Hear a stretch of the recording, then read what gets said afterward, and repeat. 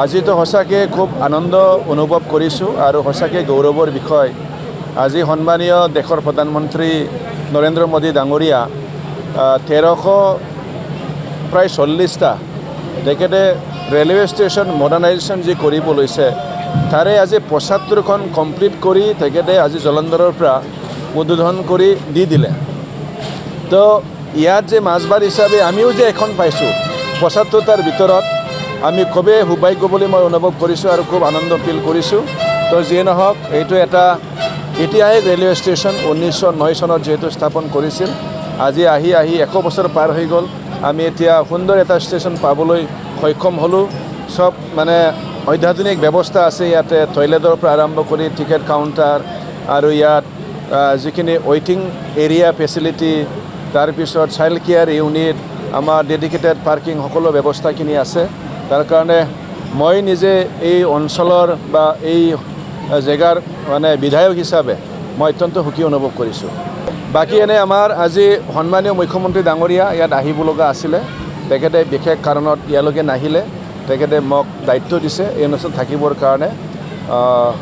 তো তেখেতেও অত্যন্ত সুখী আজি অসমত যে 2খন ষ্টেচন 75ৰ ভিতৰত যিহেতু আজি উদ্বোধন কৰা হ'ল। হয়, আমাৰ মাজবাটবাসী ৰাইজৰ দাবী এটা আছে, যিহেতু আগৰ পৰাই দাবীটো আছিল, এতিয়া নতুন সুন্দৰ ষ্টেচন হ'ল আৰু ৰাইজে এতিয়া বেছি মানে আশা কৰিছে যে সকলো ট্ৰেইন যেন যাতে এটি ষ্টপেজ দিয়ে। ইয়াৰ কাৰণে ময়ো ৰাইজৰ হৈ আজি আমাৰ NM ৰেলৱেৰ মহাপ্ৰবন্ধকক মই অনুৰোধ কৰিছোঁ। প্ৰধানমন্ত্ৰী মাননীয় নৰেন্দ্ৰ মোদী ডাঙৰীয়াই জলন্ধৰৰ পৰা অমৃত ভাৰত ষ্টেচন শুভাৰম্ভ কৰে আৰু আমাৰ ইয়াত আজি মাজবাটত আমাৰ অসমৰ ৰাজ্যপাল লক্ষ্মণ প্ৰসাদ আচাৰ্য ডাঙৰীয়াৰ উপস্থিতিত এই শুভাৰম্ভ কাৰ্যসূচী সমাপন হয়।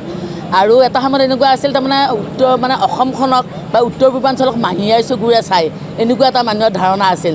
আচলতে আজি প্ৰমাণ কৰা হৈ গ'ল, মাহীয়াই নহয়, আজি উত্তৰ পূৰ্বাঞ্চলক মাননীয় প্ৰধানমন্ত্ৰী নৰেন্দ্ৰ মোদী ডাঙৰীয়াই প্ৰত্যেকটো মুহূৰ্তত গুৰুত্ব দি আহিছে।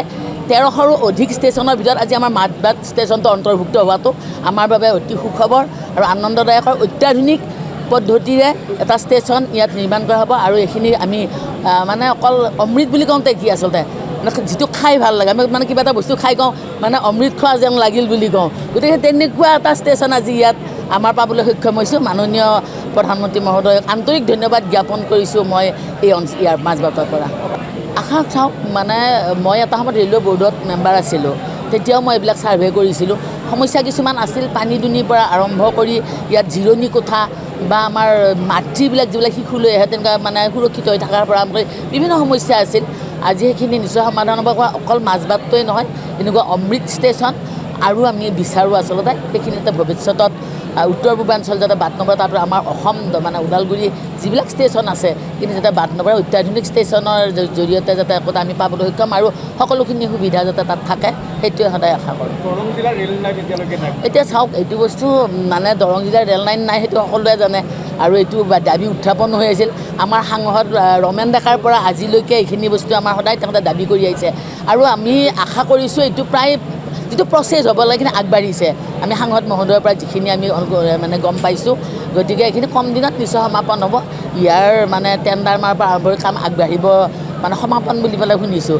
এইটো আশা ৰাখিছোঁ নিশ্চয় আমি দৰং জিলায়ো ৰেল ষ্টেচন এটা পাম আৰু কম খৰচত মানুহে যাতায়াত কৰাৰ সুবিধাখিনি পাব।